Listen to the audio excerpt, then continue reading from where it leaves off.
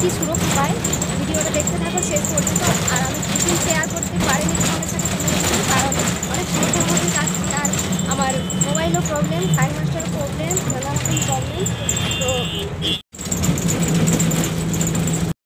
বাসে যেতে যেতে ভাবছি যে কমপ্লেনটা নেবে কি নেবে না, এটা আবার ওদের সমস্যা হয়, এটা তো বুঝতেই পারে না কিছুতেই, যে প্রবলেম যেখানে হবে সেখানেই এলাকায় থানায় যাবে।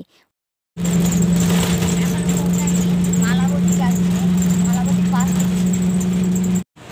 বলে যে এখন বিনপুর থানাগড়াতে নামলাম, এখন যাবো পেছনে বাসটা, বাসে আসলাম। এই যে এখন থানায় এসেছি, চলো থানাতে যাই।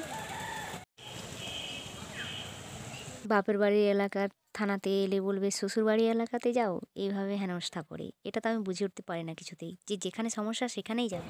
ম্যাডাম এখানে আইসি স্যার আছে? আমি একটা ভীষণ সমস্যায় পড়েছি।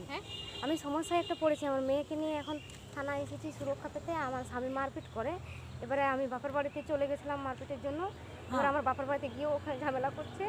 ভিডিওটা এখানে শেষ করলাম, যতটুকু পারলাম শেয়ার করলাম প্রবলেমের মধ্যে দিয়েও। তো ভালো লাগলে অবশ্যই একটি লাইক কমেন্ট শেয়ার করে দিও, চ্যানেলটি সাবস্ক্রাইব করে পাশে থাকো। বাই।